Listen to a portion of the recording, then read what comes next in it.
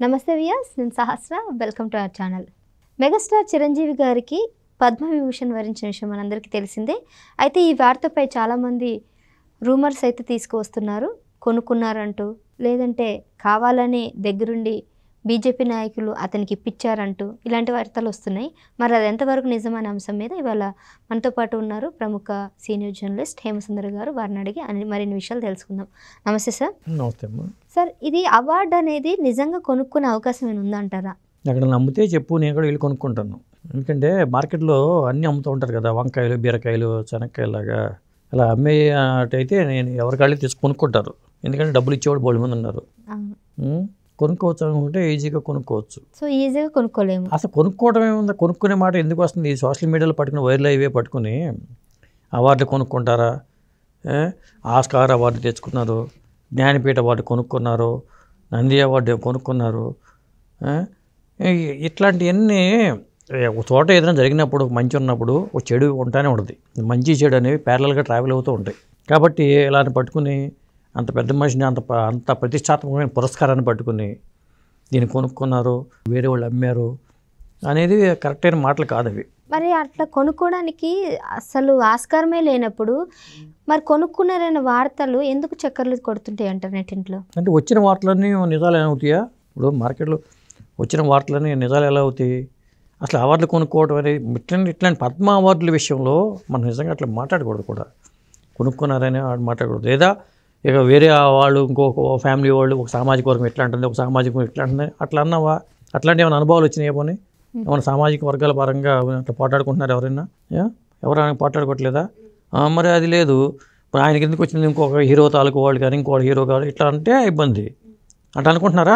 అదే అంటున్నారు, ఒకే హీరోకే ఇచ్చారు. ఇంకా అంటే ఒక వర్గం ప్రేక్షకులకేమో సంతోషం ఉంది, మరో వర్గం ప్రేక్షకులకి సంతోషంగా లేదు.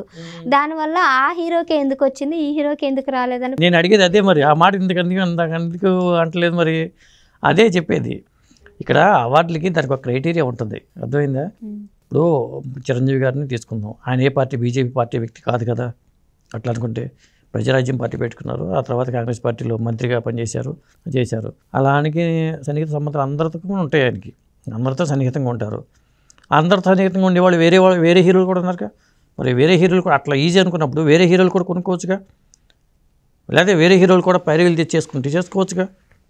అట్లా ఇప్పుడు అది పద్మ అవార్డుల విషయంలో ఇది నిజం చెప్పాలంటే మనం డిస్కస్ చేసుకోవడం అనేది అది సరికట్ కాదు. ఎందుకంటే ఒక మంచి అత్యున్నత పురస్కారం వచ్చిన టైంలో, ఎందుకంటే ఆయనకి అసలు ఫోన్ వచ్చే వరకు తెలియదు అని చెప్తున్నారు పక్కన తనకి ఈ పురస్కారం వస్తుంది. ఎందుకంటే లాస్ట్ ఇయర్ పద్మభూషణ్ వచ్చింది కదా, మళ్ళీ ఎందుకు ఇస్తారని అనుకుంటారు. ముఖ్యంగా ఈ పద్మవిభూషణ్ అవార్డు అనేవి సినిమా రంగంలో దాదాపు ఒక 10 మందికే వచ్చింది. ఎందుకంటే 1992లో అనుకుంటా వి శాంతారామయ్యకి అవార్డు వచ్చింది. నటుడు, దర్శకుడు, నిర్మాత వి శాంతారాంకి.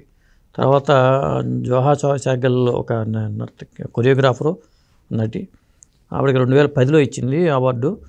ఆవిడ 2014 చనిపోయారు. ఇక శాంతారాంకి అయితేనేమో చనిపోయిన తర్వాత వచ్చింది ఈ పురస్కారం, పద్మవిభూషణ్ పురస్కారం. మరి అక్కడ వాళ్ళిద్దరు అక్కడ గమనించారు.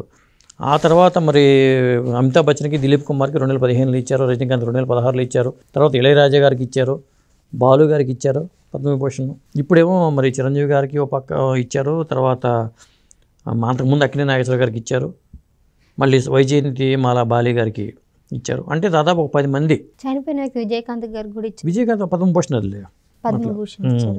ఇట్లా మనకి చూసుకుంటే ఒక 10 మంది కావడం లేరు వాళ్ళు. మరి ఈ అవార్డులు ఎప్పటి నుంచో ఇస్తున్నారు, మరి చాలామంది ఉండాలిగా. మీరు ఒక లాజికల్గా ఆలోచిస్తే ఈ అవార్డు వచ్చిన ఒక 50 మంది ఉండాలిగా. 50 మంది మన హీరోలు లేరా ఏంటి? 3 మంది ఉన్నారు బాలీవుడ్లో కానీ, లేదా మలయాళంలో కానీ, ఇండస్ట్రీ కానీ, తమిళ ఇండస్ట్రీ, కన్నడ ఇండస్ట్రీలో ఎంతోమంది ఉన్నారు కదా. మరి వాళ్ళకి ఎందుకు రాలేదు? ఇట్లా లాజికల్గా ఆలోచిస్తే మనం ఇట్లా మాట్లాడడం. 10 మందికే వచ్చింది ఈ పురస్కారం, 10 మందికే వచ్చింది. 10 మంది ఎందుకున్నారు మరి? సినిమా నటులు వీళ్ళు చెప్పుకుంటే మిగతా కేటగిరీస్లో వేరే. నేను చెప్పే సినిమా నటన సంబంధించిన వాళ్ళు, సినిమా వాళ్ళు ప్రముఖులు, చలనచిత్ర రంగానికి సంబంధించిన వాళ్ళు 10 మంది మాత్రమే ఉన్నారు. అది అవును. అంటే నిన్న ఒక డిస్కషన్లో ఏం జరిగిందంటే, ఫ్రెండ్స్తో కూర్చున్నప్పుడు కొంతమందికి ఫ్యాన్స్ ఉంటారు. సపోజ్ బాలకృష్ణ ఫ్యాన్స్, కొందరు చిరంజీవి ఫ్యాన్స్, ఒకరు వెంకటేష్ ఫ్యాన్స్, ఇలా అట్లా నలుగురు వర్గాలకు సంబంధించిన ఫ్యాన్స్ అందరూ కూర్చున్నప్పుడు ఇలా డిస్కషన్ వచ్చింది. చిరంజీవికే రావడానికి కారణం ఏంటి? ఇంతమంది సినీ రంగానికి సేవా కార్యక్రమాలు చేశారు, మరి బాలకృష్ణకి ఎందుకు రాలేదు, వెంకటేష్ గారికి ఎందుకు రాలేదు, ఎంతోమంది సీనియర్లు ఉన్నారు వాళ్ళకి ఎందుకు రాలేదు, చిరంజీవి గారికి రావడం వెనక ఏదో మతలబు ఉంది, డబ్బులు ఇచ్చి కొనుక్కున్నారు అనే వార్తలు అయితే వచ్చాయి. సో దీనికి మీరేం చెప్తారు? నేనేం చెప్తాను, ఇప్పుడు ఒక విధంగా చెప్పాలంటే బాలకృష్ణ ఫ్యాను ఒక అబ్బాయి, చిరంజీవి ఫ్యాన్ ఒక అమ్మాయి పెళ్లి చేశారనుకో, రోజు పోటాడుకుంటామే అప్పుడు ఫ్యామిలీలో మీ హీరోకి వచ్చింది అంటే ఆయన భార్య భర్తల మంచి పోటాడక మారిపోతుంది. అర్థమైందా? ఒకరికి ఎగురు ఇష్టం, ఒకరికి పులుసు ఇష్టం. మన ఇంట్లోనే కూరల్లోనే రకరకాల టేస్ట్లు ఉంటాయి. ఇప్పుడు బాలకృష్ణ ఫ్యాను చిరంజీవి ఫ్యాను పెళ్లి చేసుకుని ఇంట్లో కాపురం చేస్తుంటే వాళ్ళు రోజు పోటాడుకోవడం సరిపోద్దా? అది కరెక్ట్ కాదు కదా. మీరు అట్లా మీ ఫ్రెండ్స్ సర్కిల్లో ఎవరైతే గుమ్ముగూడి మాట్లాడుకున్నారో, హీరో అంటే అభిమానం ఉంటుంది, ఎవరికైనా కాదని చెప్పం. కానీ ఇలా అవార్డులని ఒక రాజకీయం చేయటం, వచ్చిన అవార్డులు రాజకీయం చేయటం, వచ్చిన అవార్డుల మీద బురద జల్లే ప్రయత్నం చేయటం అనేది మానుకుంటే బెటర్. ఎవరైనా కానీ ఈ ట్రోల్స్ చేసేవాళ్ళు కానీ ఇవాళ చాలా ఈజీ అయిపోయింది. అందుకనే నంది అవార్డులు కూడా ఇవ్వట్ల 2 సంవత్సరాలు 3 సంవత్సరాల నుంచి. అవి ఇచ్చుకుంటే ఎన్ని రకాల ట్రోల్స్ వస్తాయో, ఇది ఒక పెద్ద సమస్య అయిపోతుంది. జనరల్గా నంది అవార్డ్స్ ఎవ్రీ ఇయర్ ఇస్తారా? ఎవ్రీ ఇయర్ ఇవ్వాలి. నంది నాటకాలకి సీరియల్స్కి వాటి కూడా అవార్డులు ఉన్నాయి.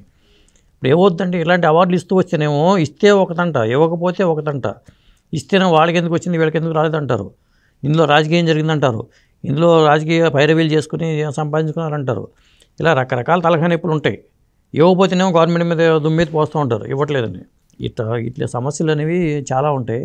అది ఆ స్థాయిలో నంది అవార్డుల స్థాయిలోనో లేకపోతే ఇంకొక స్థాయిలోనో ఉంటే వేరే విషయం. ప్రైవేట్ అవార్డుల విషయంలో కూడా జరుగుతూ ఉంటాయి.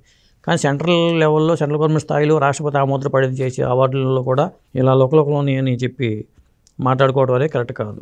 సో అయితే ఇంకొకటి ఏంటంటే బీజేపీలోకి చిరంజీవి వస్తున్నాడనే అంశం కూడా వస్తుంది. ఎందుకంటే ఈ మధ్యన రామ్ మందిర్కి చిరంజీవికి స్పెషల్ ఆహ్వానం కానీ, గోల్కొండ కోటలో జరిగిన లైటింగ్ సౌండ్ దానికి అతనికి స్పెషల్ చీఫ్ గెస్ట్కి అతను ఇన్వైట్ చేయడము.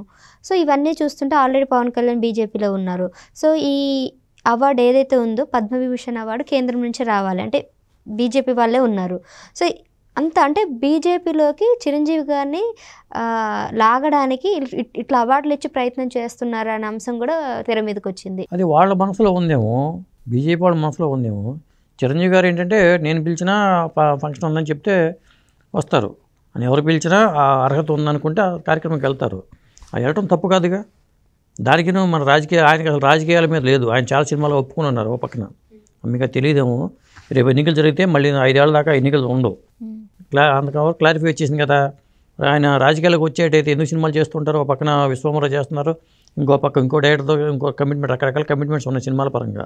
ఒకవేళ రాజకీయాలు పోటీ చేయకుండా సపోర్ట్ ఇస్తారంటారా? రాజకీయాలే తలనొప్పిగా మాని అనే విషయం ఆయనకు అర్థమైపోయింది. రాజకీయాలు పెద్ద తలనొప్పి అని ఆయన ఎప్పుడూ అర్థం చేసుకున్నారు కాబట్టి ఆయన దూరంగా ఉంటున్నారు. ఆఖరికి తన తమ్ముడికి సపోర్ట్గా కూడా మాట్లాడలేదు ఆయన. రాజకీయాల సపోర్ట్ పోయినసారి ఎన్నికల్లో ఆయన ప్రచారం చేశారా పోనీ? చేయలేదు కదా. కాబట్టి ఎవరైనా సరే, మీరైనా కావచ్చు లేదా బయట అనుకుంటున్నారే మీరు మాట్లాడవచ్చు, కానీ ఆ బురదలి కార్యక్రమాలు మానుకోవడం అనేది బెటర్. రైట్ అండి. సో అర్హత లేనిది ఏది కూడా వరించదండి. ఆయన సినీ రంగానికి చేసిన సేవలు అన్నీ దృష్టిలో పెట్టుకొని అందరికీ ఎవరికి ఇవ్వాలో ఎవరికి అర్హులో చూసే ఇవ్వడం జరిగింది తప్ప ఎవరు ఇక్కడ కొనుక్కున్నట్టు లేదు, ఎవరు ఇక్కడ ఏదో ఆశ చూపించి ఇవ్వడం కూడా జరిగింది లేదని కూడా స్పష్టంగా అర్థమవుతుంది.